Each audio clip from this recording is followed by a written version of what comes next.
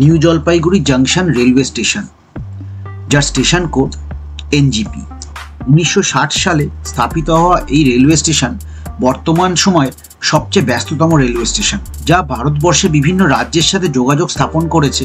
উত্তরবঙ্গ সহ নেপাল, ভুটান, সিকিম, আসাম, অরুণাচল প্রদেশ, নাগাল্যান্ড, মণিপুর, মিজোরাম, ত্রিপুরা, মেঘালয় এবং বাংলাদেশের। নিউ জলপাইগুড়ি রেলওয়ে স্টেশনে মিটার গেজ লাইনের সাথে সাথে ন্যারো গেজ লাইনও তৈরি করা হয়েছে, যার মাধ্যমে প্রতিদিনই নিউ জলপাইগুড়ি রেলওয়ে স্টেশন থেকে দার্জিলিং অবধি টয় ট্রেন চলে। দার্জিলিং হিমালয়ান রেলওয়েজকে ইউনেস্কো ওয়ার্ল্ড হেরিটেজ সাইটের স্বীকৃতি দেওয়া হয় 1999 সালে। ভারতবর্ষের বিভিন্ন প্রান্ত থেকে প্রতিদিন হাজার হাজার পর্যটক এসে পৌঁছায় নিউ জলপাইগুড়ি রেলওয়ে স্টেশনে এবং সেখান থেকে তারা রওনা হয় তাদের গন্তব্যস্থলের উদ্দেশ্যে। শিয়ালদা স্টেশন থেকে পদাতিক এক্সপ্রেস ধরে আমরাও এসে পৌঁছেছিলাম নিউ জলপাইগুড়ি স্টেশনে। তবে নিউ জলপাইগুড়ি স্টেশনে পৌঁছেই একটু অবাক হয়ে গেছিলাম, কারণ পাল্টে গেছে নিউ জলপাইগুড়ি স্টেশনের পার্কিং স্লট। নিউ জলপাইগুড়ি স্টেশনের বাইরের কমার্শিয়াল এবং প্রাইভেট গাড়ির পার্কিংয়ের সাথে সাথে প্রিপেড ট্যাক্সি বুথ এবং ট্যাক্সি কাউন্টারও সরিয়ে ফেলা হয়েছে।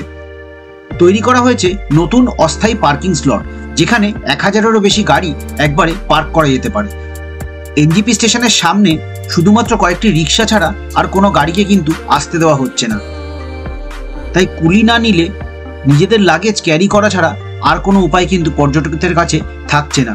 এনজিপি স্টেশন থেকে অস্থায়ী পার্কিং জোনের দূরত্ব প্রায় 200 মিটার, আর আমাদের লাগেজ অনেক বেশি থাকায় আমাদের কিন্তু খুব অসুবিধা হয়েছিল এনজিপি স্টেশন থেকে নতুন অস্থায়ী পার্কিং অবধি পৌঁছাতে।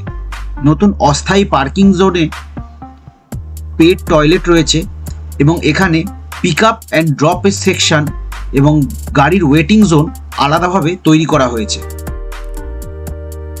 এই পার্কিং জোনে সাইকেল, স্কুটার, অটো, টোটো, 4 হুইলার এবং বাসেরও সেকশন আলাদা করা হয়েছে। আমাদের রিজার্ভ গাড়ি থাকায় খুব একটা বেশি সময় আমাদের এখানে অপেক্ষা করতে হয়নি। অগাস্ট মাসের মাঝামাঝি সময় কলকাতায় বৃষ্টি হলেও শিলিগুড়িতে কিন্তু খুব গরম ছিল। আমাদের সব জিনিসপত্র গাড়িতে তুলে আমরা তাড়াতাড়ি রওনা হয়েছিলাম দার্জিলিংয়ের উদ্দেশ্যে। নিউ জলপাইগুড়ি রেলওয়ে স্টেশনের সামনের সেকশনকে নতুন করে সাজিয়ে তোলার জন্য এই অস্থায়ী পার্কিং জোন চালু করা হয়েছে।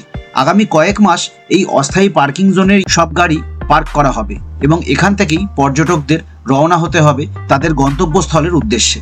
নিউ জলপাইগুড়ি থেকে দার্জিলিং অবধি পৌঁছানোর জন্য শেয়ার গাড়িতে ভাড়া লাগে 300 থেকে 400 এবং রিজার্ভ গাড়িতে ভাড়া লাগে 2200 থেকে 3500 টাকা অবধি। এনজিপি থেকে দার্জিলিং অবধি লোকাল বাসও চলে, যার ভাড়া 100 টাকা। নিউ পার্কিং জোনে গাড়ির ভাড়াও কিন্তু পাল্টে গেছে। সাইকেল এবং রিক্সার জন্য 2 টাকা, স্কুটারের জন্য 5 টাকা, অটোর জন্য 10 টাকা, 4 হুইলারের জন্য 20 টাকা এবং বাস অথবা ট্রাকের জন্য 50 টাকা ভাড়া ঠিক করা হয়েছে। এনজিপি স্টেশন থেকে রওনা হয়ে গান্ধী মোড় পার করে আমরা এসে পৌঁছেছিলাম ভানুভক্ত চকে, যার পাশেই ছিল শিলিগুড়ি বাস স্ট্যান্ড। যারা ট্রেনে শিলিগুড়ি স্টেশনে আসবেন অথবা বাসে শিলিগুড়ি বাস স্ট্যান্ডে আসবেন, সেই বাস স্ট্যান্ডের পাশেই কিন্তু আপনারা পেয়ে যাবেন দার্জিলিং অথবা সিকিম যাওয়ার জন্য শেয়ারিং গাড়ি। এনজিপি স্টেশন থেকে অথবা বাগডোগরা থেকে আপনারা অটো অথবা ম্যাজিক গাড়ি করেও পৌঁছে যেতে পারেন শিলিগুড়ি বাস স্ট্যান্ডে এবং এখান থেকে শেয়ার গাড়ি ধরে পৌঁছে যেতে পারেন দার্জিলিং অথবা সিকিম। এনজিপি স্টেশনের তুলনায় শিলিগুড়ি বাস স্ট্যান্ড থেকে দার্জিলিং অবধি যাওয়ার ভাড়া তুলনামূলকভাবে কম। এনজিপি থেকে দার্জিলিং অবধি যাওয়ার 2টো রাস্তা আছে, একটা মিরিক এবং পশুপতি মার্কেট হয়ে ঘুম স্টেশনের পাশ দিয়ে গিয়ে দার্জিলিং পৌঁছায়, আরেকটি রাস্তা রোহিণী হয়ে কার্শিয়াং এবং সোনাডা স্টেশন পার করে ঘুম স্টেশন হয়ে দার্জিলিং পৌঁছায়। শুকনা ফরেস্টের ভেতর প্রবেশ করতেই চারিদিকের আবহাওয়া যেন পাল্টে গেল। ঠিক মনে হলো প্রকৃতি যেন চাদরের মতো আগলে রেখেছে আমাদেরকে। মহানন্দা নদী পার করে শিমুলবাড়ি টি স্টেটকে এবং আর্মি ক্যাম্পকে পেছনে ফেলে আমরা এগিয়ে চললাম রোহিণী টোল প্লাজার দিকে। বর্ষাকালে পাহাড়ে যাওয়ার এক অন্যরকম অনুভূতি। প্রকৃতি যেন পুরো পৃথিবীকে সবুজ দিয়ে ঢেকে ফেলেছে। কিছুটা এগোতেই দেখা মিলল পাহাড়ের, তবে তার মাথা যেন কিছুটা ওপরে উঠেই হারিয়ে গেছে মেঘের ভেতরে। রোহিণী টোল প্লাজা পার করে কিছুটা এগোতেই চোখে পড়ল রোহিণীর ওয়াটারফলস, তা দেখে যেন মন ভরে গেল। যত আমরা পাহাড়ের ওপরে উঠতে থাকলাম, একের পর এক আসতে থাকলো ছোট বড় বিভিন্ন ধরনের ওয়াটারফলস। আরও বেশ কিছুটা রাস্তা পেরিয়ে অবশেষে আমরা পৌঁছালাম কার্শিয়াংয়ের কাছে, যেখানে প্রকৃতি প্রতি মুহূর্তে তার রং পাল্টে অবাক করে দেয় পর্যটকদের।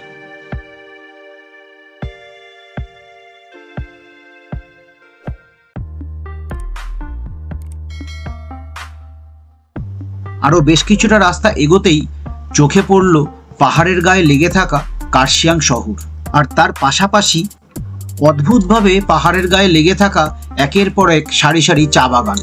আবহাওয়া তখন অনেকটাই পাল্টে গেছে, একদিকে ঠান্ডা হাওয়া, আরেকদিকে পাহাড়ি ফুলের গন্ধ, সব মিলেমিশে যেন একাকার হয়ে গেছে।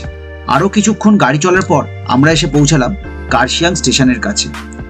ইউনেস্কো ওয়ার্ল্ড হেরিটেজ সাইটের স্বীকৃতি পাওয়া দার্জিলিং হিমালয়ান রেলওয়ের অংশ কার্শিয়াংয়ের ন্যারোগেজ রেলওয়ে স্টেশন। কার্শিয়াং পেরিয়ে আমরা এসে পৌঁছেছিলাম টুংয়ের কাছে অবস্থিত মার্গারেটস ডেক হ্যাঙ্গিং রেস্টুরেন্ট।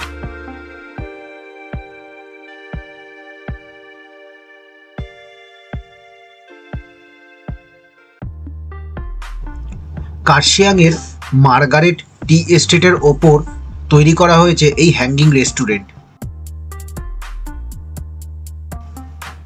এই হ্যাঙ্গিং রেস্টুরেন্টের গেটের সামনেই রয়েছে দারুণ সুন্দর একটা ফাউন্টেন, যেখানে বিভিন্ন রকমের চায়ের কেটলি দিয়ে ডেকোরেট করা হয়েছে এবং তার সাথেই রয়েছে বিভিন্ন রং বেরঙের গাছ, যেগুলোকে খুব সুন্দর করে মেনটেন করা হয়েছে।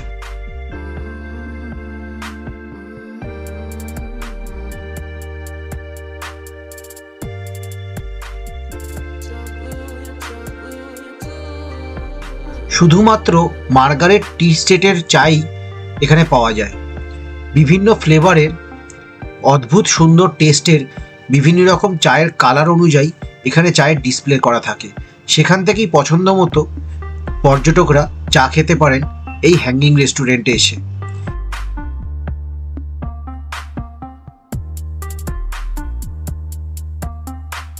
মার্গারেটস ডেকে চা ছাড়াও বিভিন্ন ধরনের কেক এবং কুকিজ পাওয়া যায়। আমরা এখানকার Australian American butter cookies order করেছিলাম, যা খেতে দারুণ টেস্টি ছিল। এই হ্যাঙ্গিং রেস্টুরেন্টে চিকেন, পর্ক এবং বিফ আইটেমও পাওয়া যায়, যার মধ্যে সসেজ এবং সালামি বিখ্যাত।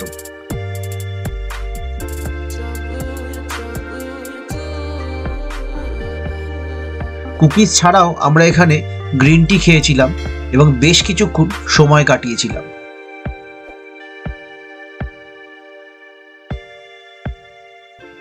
কুয়াশাচ্ছন্ন এই হ্যাঙ্গিং রেস্টুরেন্টে বসে থেকে সুস্বাদু কুকিজ আর গ্রিন টি খেতে খেতে মনে হচ্ছিল সময় যেন থেমে গেছে। আমরা প্রত্যেকটা মুহূর্তকে উপভোগ করেছিলাম।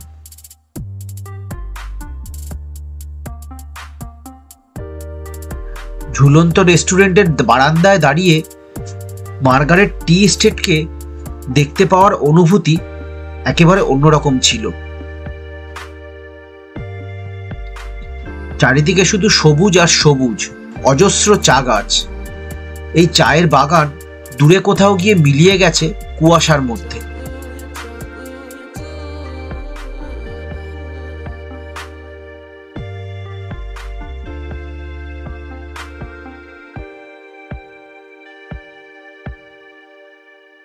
মার্গারেটস ডেক থেকে বেরিয়ে আমরা আবার রওনা দিলাম দার্জিলিংয়ের উদ্দেশ্যে।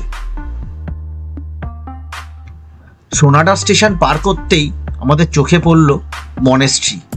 এই ওপেন মনেস্ট্রি দেখতে অদ্ভুত সুন্দর। আরও কিছুটা রাস্তা পেরোতেই আমরা এসে পৌঁছালাম পৃথিবীর সর্বোচ্চ স্টিম ইঞ্জিন রেল স্টেশনের সামনে, ঘুম স্টেশনে, যার উচ্চতা ৭,৪০৭ ফুট।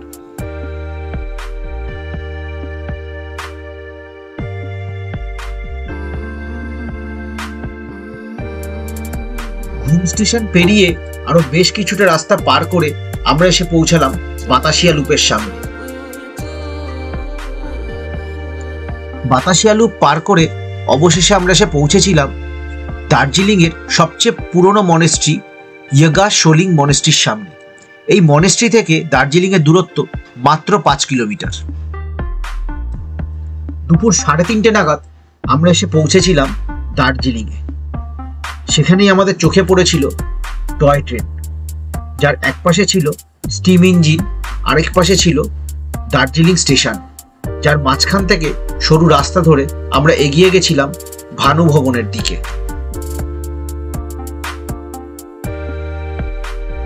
ভানু ভবন থেকে হেঁটে দার্জিলিংয়ের ম্যাল রোড পার করে মাত্র কয়েক মিনিটের দূরত্বেই ছিল আমাদের হোটেল মোনালিসা।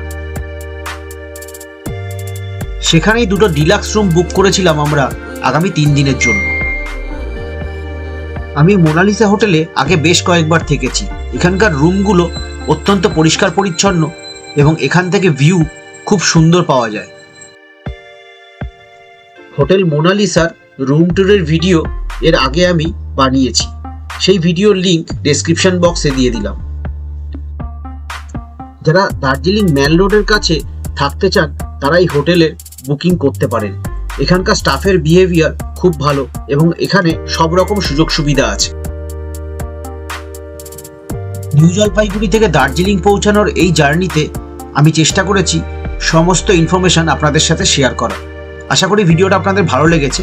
যদি ভালো লেগে থাকে ভিডিওটা লাইক করবেন, আর যদি আমার চ্যানেলে আপনারা নতুন এসে থাকে অথবা আমার চ্যানেল এখনো সাবস্ক্রাইব না করে থাকে তাহলে নিচের ওই লাল বাটনটা প্রেস করে চ্যানেলটা সাবস্ক্রাইব করে দেবেন।